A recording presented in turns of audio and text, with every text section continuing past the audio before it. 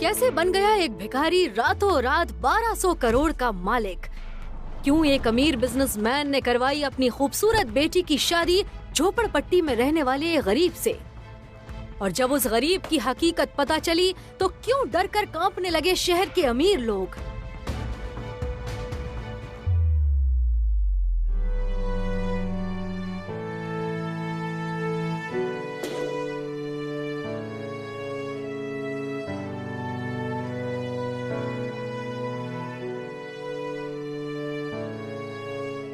तुम मेरे पति नहीं होते ना तो नाली में काट के फेंक देती तुमको।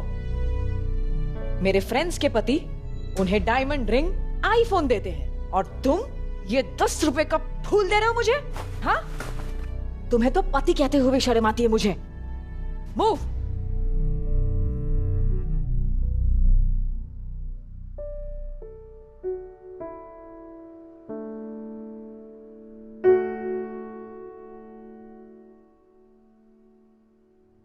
अनिका ने अपने पापा के कहने पर नक्श से शादी तो कर ली थी, मगर जब उसे पता चला कि उसका पति कोई अमीर बिजनेसमैन नहीं बल्कि झोपड़पट्टी में रहने वाला एक गरीब लड़का है, तो उसकी आंखें फटी की फटी रह गईं।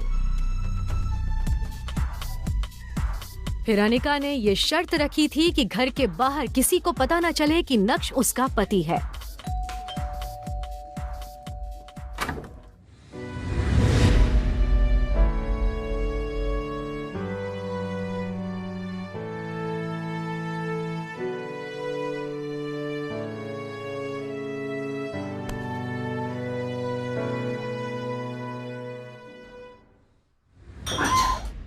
नक्श उस घर में घर जमाई बनकर रहता था, लेकिन वो सिर्फ एक नौकर ही था।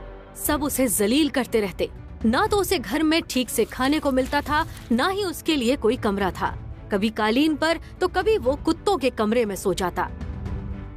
अनिका ने अपने दोस्तों को बता रखा था कि उसकी शादी विदेश जाकर हुई है और उसका पति लंदन में एक बड़ा बिजनेसमैन है।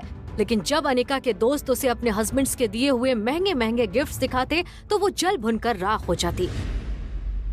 वैलेंटाइन आने वाला था और नक्श अनिका के लिए रेड रोज लाया था, जो उसने लेने से मना कर दिया और चिल्लाते हुए बोली, तुम्हारे पास सिर्फ 2 दिन हैं। मुझे वैलेंटाइंस पर एक महंगा गिफ्ट चाहिए जिसकी कीमत कम से कम 1 लाख रुपए हो, और अगर नहीं ला सके तो किसी ट्रेन के सामने खड़े होकर मर जाना। कम से कम तुमसे पीछा तो छूटेगा। मैंने आज तक इतने पैसे देखे भी नहीं है। इतना महंगा गिफ्ट कहाँ से ला कर दूंगा? तो ये तुम्हें मुझसे शादी करने से पहले सोचना चाहिए था ना। एक मर्द होकर अपनी बीवी की डिमांड्स भी पूरी नहीं कर सकते। छी। 2 दिन बाद वैलेंटाइन के दिन नक्श अनिका के पास आया और उसे एक गिफ्ट बॉक्स दिया। अनिका ने बुरा सा मुंह बनाकर उस डिब्बे को खोला और जैसे ही उसने अंदर का गिफ्ट देखा तो उसके होश उड़ गए।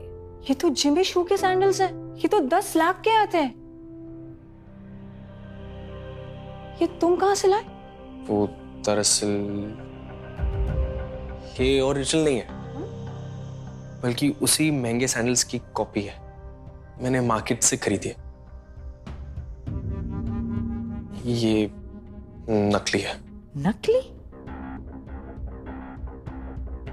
अनिका ने बुरा सा मुंह बनाकर उन सैंडल्स को अपने कमरे में रख दिया, पर सैंडल्स की क्वालिटी देखकर अनिका को नक्श पर थोड़ा शक हुआ, क्योंकि वो सैंडल्स एकदम ओरिजिनल लग रहे थे। एक्चुअली आप मिस्टर भानुशाली के दोस्त हैं। मिस्टर भानुशाली? मतलब भानुशाली इंडस्ट्रीज के मालिक? पर उन्हें तो आज तक किसी ने नहीं देखा। बड़े बड़े लोग उनसे बात भी नहीं कर सकते। नहीं, मैं उन्हें नहीं जानती हूँ, पर तुमने ऐसा क्यों पूछा? मैम, आपके हाथ में ये जो बैग है ना, ये जिमी शू सैंडल का बैग है।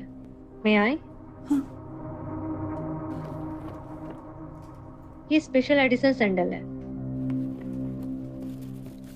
मैम। इसकी कटिंग, इसका डिजाइन, इसका लोगो नकली बनाना इम्पॉसिबल है। ये इंडिया में कल दूसरा पीस ही बिका है जो मिस्टर भानुशाली ने खरीदा है। क्या नक्श ही है मिस्टर भानुशाली, या नक्श ने चुराए हैं ये सैंडल्स?